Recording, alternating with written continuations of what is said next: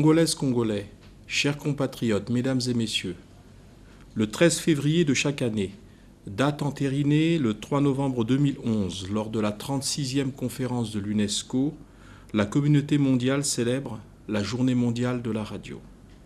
Chaque édition permet à l'UNESCO de retenir un thème annuel de célébration. Le thème de la 8e édition, en cette année 2019, est, je cite, « La radio, vecteur de tolérance et de paix », fin de citation, ou tout simplement, je cite encore, « Dialogue, tolérance et paix ». Mesdames et messieurs, une société en manque de tolérance est aussi en manque de repères.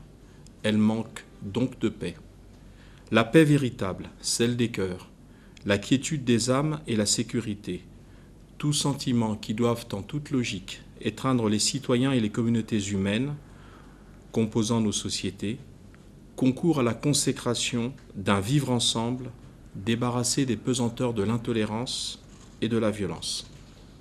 Congolaises, Congolais, l'on peut considérer avec raison que le progrès technologique, constant depuis plusieurs décennies, illustré par l'avènement de la télévision tout le long du XXe siècle, lui-même en partie éclipsé par l'émergence spectaculaire de l'Internet et du numérique, en ce début du XXIe siècle, n'ont pas eu raison de la pertinence sociale et même politique de la radio. Outil de proximité et de socialisation, en même temps que d'information, la radio reste et demeure un puissant vecteur de communication par les hommes et pour les hommes. La radio, fenêtre sur les autres et sur le monde, dont le rayonnement est rendu encore plus important par la grâce de l'intégration des outils numériques dans son fonctionnement au quotidien, demeure cependant un instrument à double tranchant. Elle permet en premier lieu la rencontre, l'échange et la connexion entre citoyens parfois éloignés les uns des autres sur le plan simplement géographique.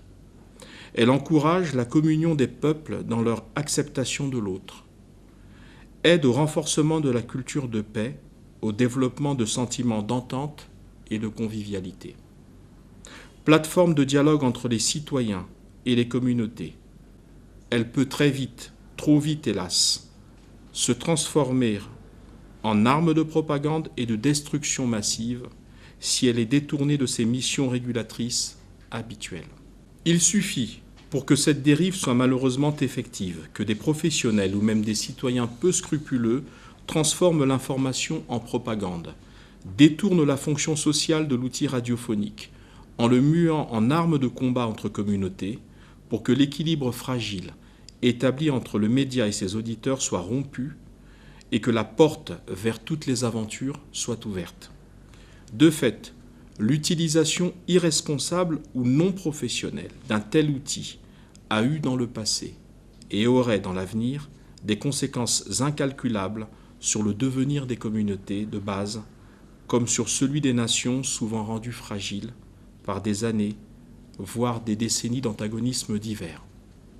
La radio demeure un média insubmersible et utile au renforcement de l'unité nationale, et ce, dans la diversité des opinions. Elle est avant tout un élément majeur dans la construction de la morale civique et dans l'épanouissement d'une conscience collective, tant sociale que politique. Chers compatriotes, la République du Congo, depuis son accession à la souveraineté nationale, a toujours fait de la radio un puissant instrument d'information, de cohésion sociale et d'harmonie entre les communautés.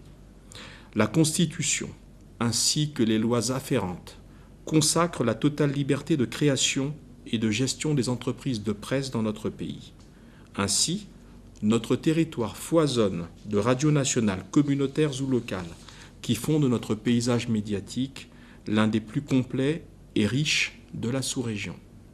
Par ma voix, le gouvernement de la République rend hommage à ces médias, tant publics que privés, ainsi qu'à leurs responsables et animateurs, lesquels, en dépit de difficultés de toute nature vécues au quotidien, remplissent leur office citoyen au plus grand profit et plaisir de nos compatriotes. Je parle ici des difficultés réelles, parce que, Malgré les avancées de la science et de la technologie, les professionnels des métiers de la radio sont toujours confrontés à quelques difficultés liées à l'exercice de leur métier, notamment en matière de réalisation et de production.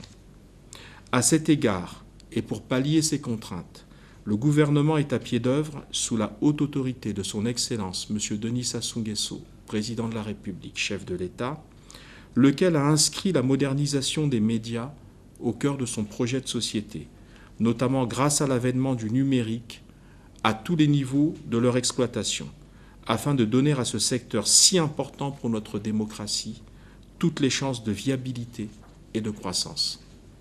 Cette volonté politique ferme du chef de l'État et de son gouvernement est donc la feuille de route assignée à ceux qui, comme le ministère de la Communication et des Médias et les différents professionnels du secteur, sont chargés de rendre effective l'avènement d'une société plus moderne et plus fraternelle, et ce, dans leurs sillons respectifs d'activité.